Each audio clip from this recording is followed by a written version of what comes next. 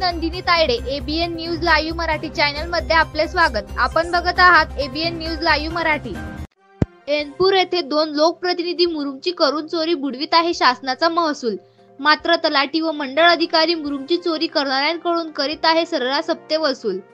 रावेर तालुक्यातील ऐनपूर सुलवाडी मार्गावर सूत्रांनी दिलेल्या माहितीनुसार ऐनपूर ग्रामपंचायत हद्दीत मुरुमच्या वरळचे जेसीबी मशीन व पॉकलँडच्या सहाय्याने खोदकाम करून 2 लोकप्रतिनिधी आपल्या पदाचा दुरुपयोग करून तसेच संबंधित तलाठी व मंडळ अधिकारी यांच्यासोबत असलेल्या अर्थपूर्ण व्यवहारामुळे स्वमालकीच्या ट्रॅक्टरने मुरुमची वाहतूक करीत आहे।